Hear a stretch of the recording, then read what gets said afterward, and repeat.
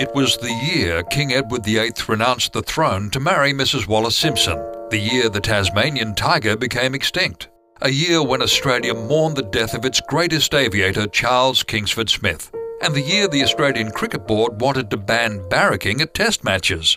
It was 1936, and a fledgling public golf course transformed itself into the private Amstel Golf Club. The Amstel name can be traced back to a noble Dutch family of the 1400s. The Australian connection was to begin some 4 centuries later. Daniel Plues van Amstel was born in Amsterdam on September 10, 1832. The Dutch nobleman came to Australia around the mid to late 1860s and earned a living as a merchant with his own firm in Melbourne.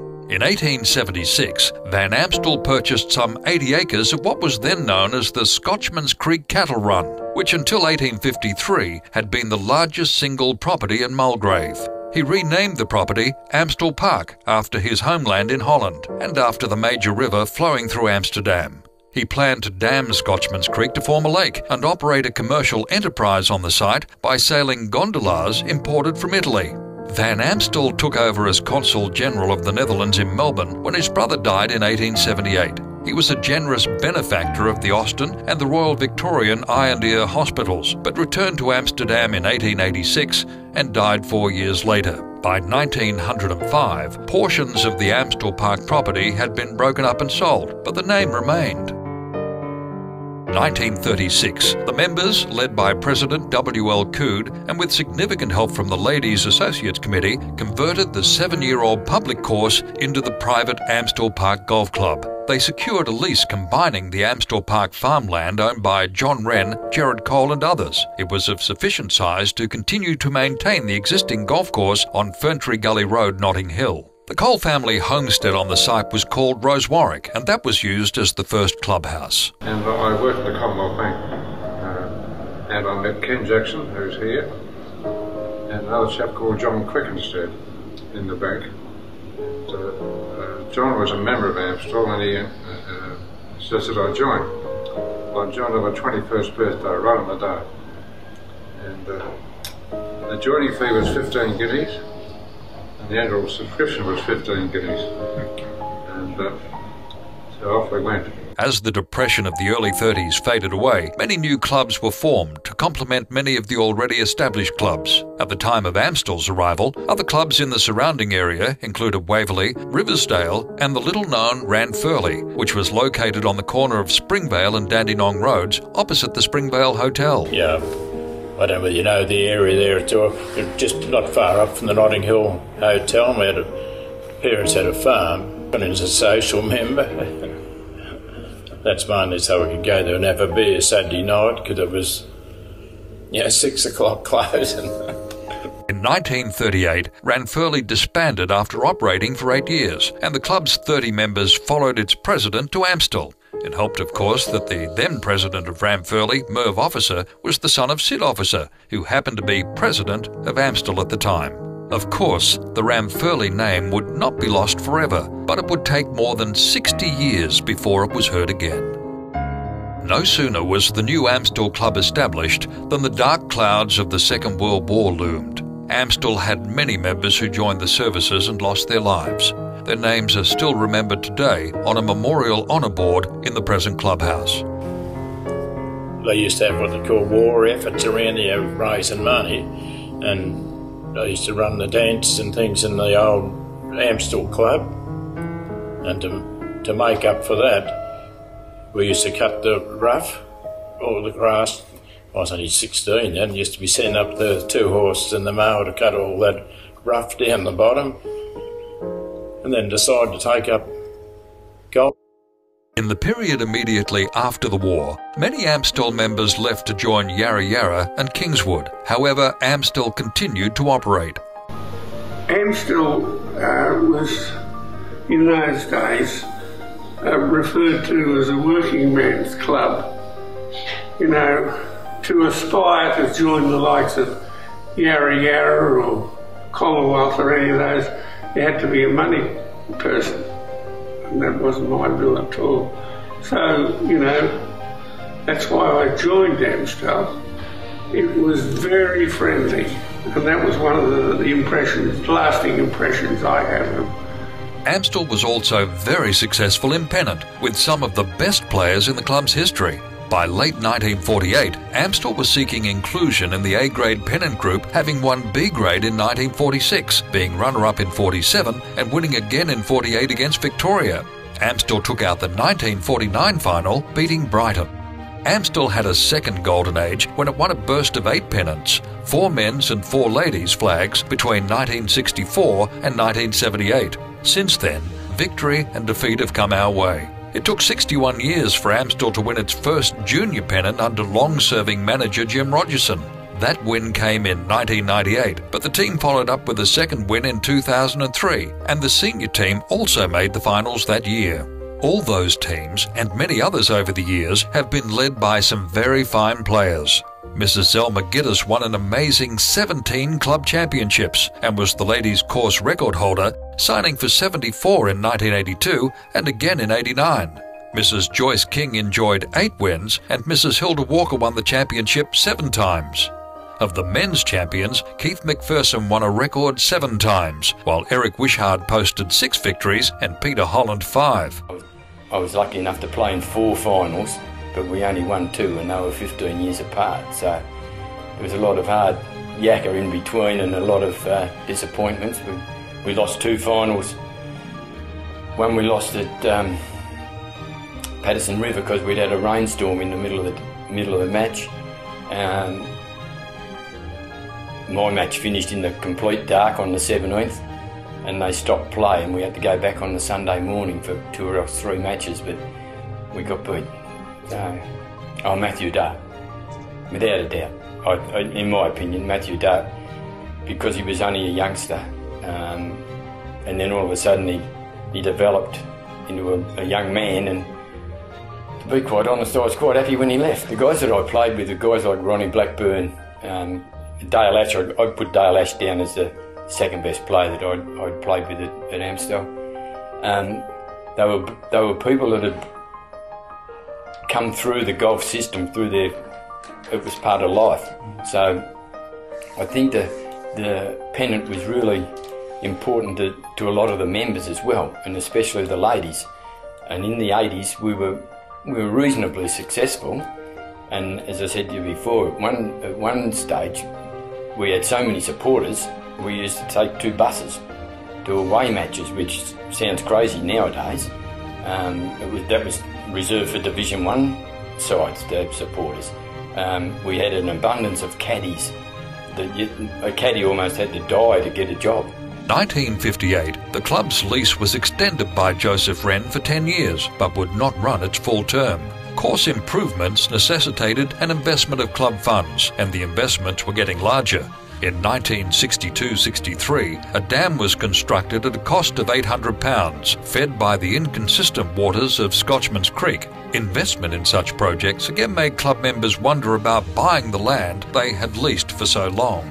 By 1963, negotiations for Amstel Golf Club to purchase the Wren site broke down. On June 30th, 1963, an extraordinary meeting was held, with members informed the Wren property lease would not be extended beyond 1968, but Wren would offer generous financial terms, allowing the club to find a new course if it could relocate within 2 years.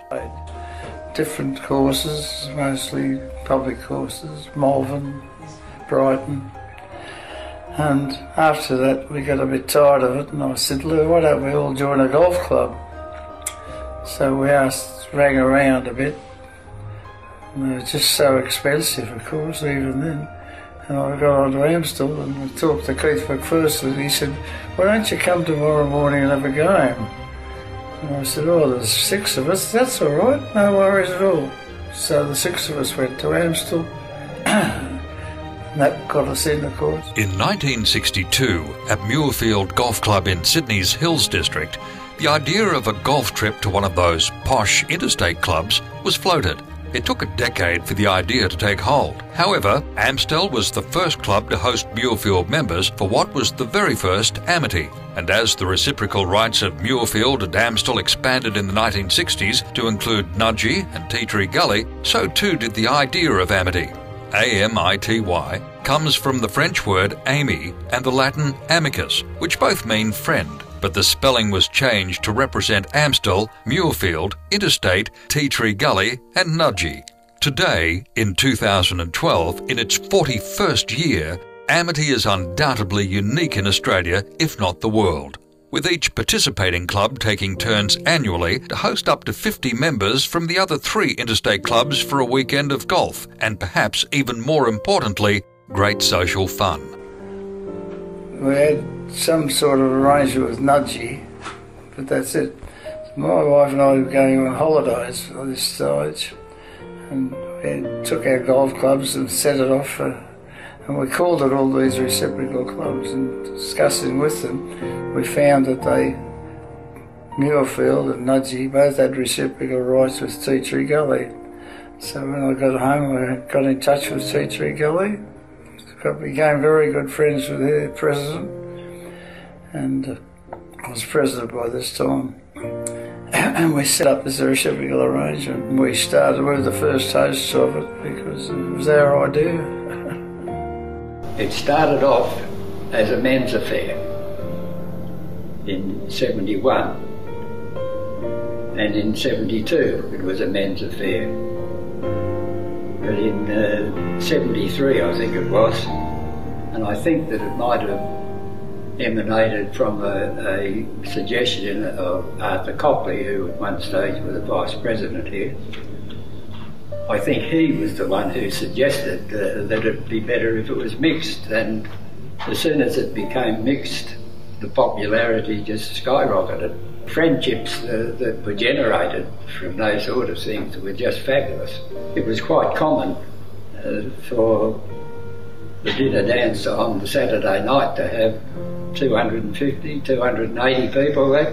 The property at Cranbourne, then known as Willow Lodge, was purchased from Mr. E.R. Glenn in 1963. The club, led by the distinguished President Keith Alcock and the club's longest-serving manager Joe Donoghue, then set about converting the farm, which had barely a dozen trees on it, into a new golf course. On November 11, 1963, course architect Sam Berryman commenced construction. Amstel at Cranbourne opened just one day after Amstel at Notting Hill closed. It was 1965, the year Menzies committed the first Australian troops to Vietnam. Jean Shrimpton shocked Melbourne by wearing a miniskirt to the Cup. Sir Robert Helpman was named Australian of the Year, and Peter Thomson won his 5th British Open. On April 1, 1984, Amstel made its final payment on the original Wren loan to purchase the Cranbourne site and severed all connection with its previous home at Notting Hill. 1993 was the year Paul Keating won the unwinnable election. Sydney was selected to host the 2000 Olympics, and Shane Warne bowled his first ball in Test cricket and bamboozled Mike Gatting. Amstel, more by necessity than desire, had always been a progressive club, no doubt with an eye to the profits made by our northern Amity neighbours. Coupled with the 1990s recession, the time was right to buy a poker machine licence when introduced by the Kerner government.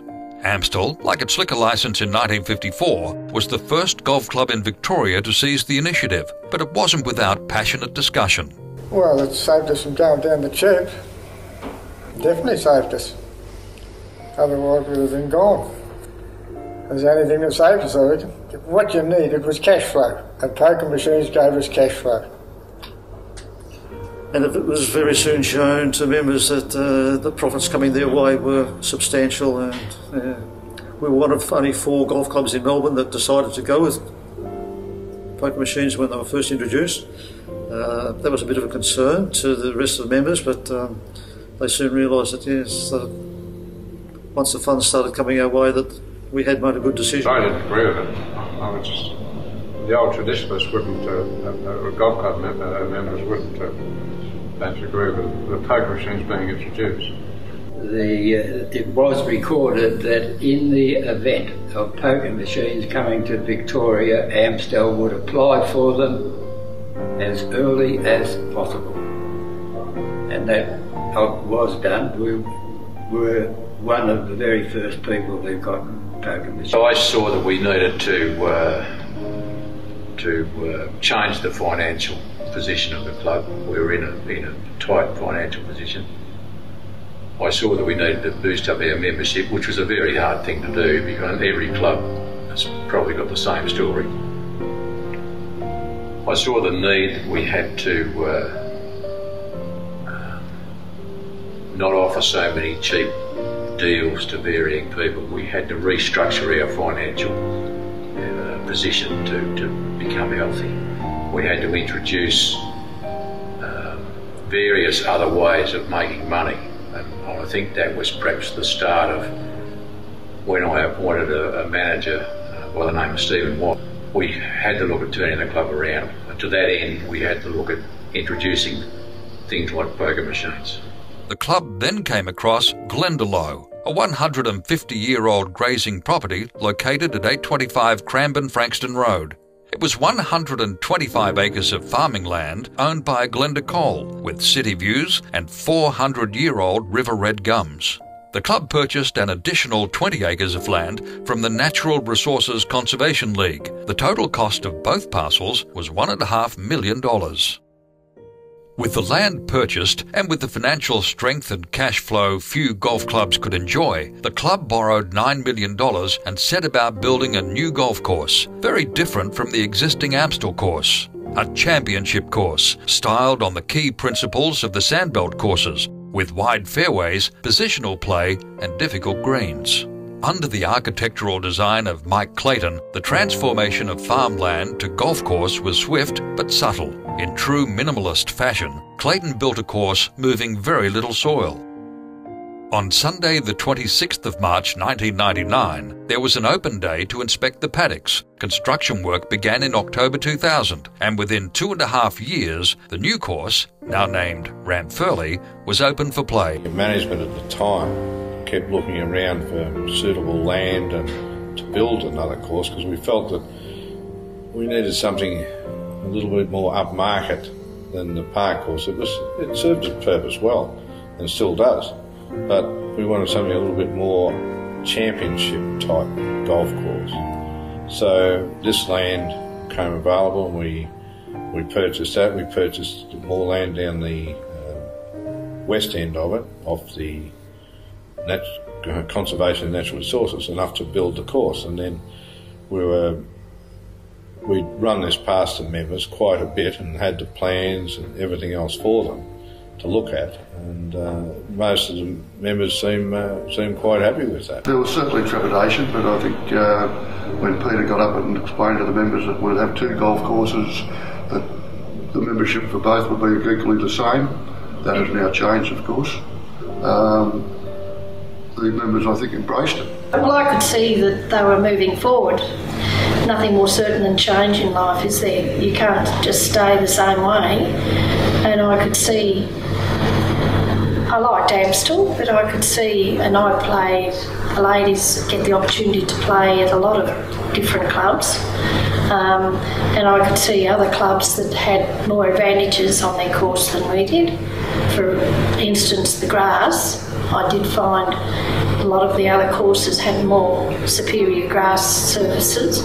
So I thought by starting from scratch, we might achieve that too. No, I didn't agree with the move. I felt that we shouldn't have built this new course. I spoke against it at the meetings we had, and I can't remember exactly, but I probably said, you know, get in the financial trouble, you're going to borrow all that money.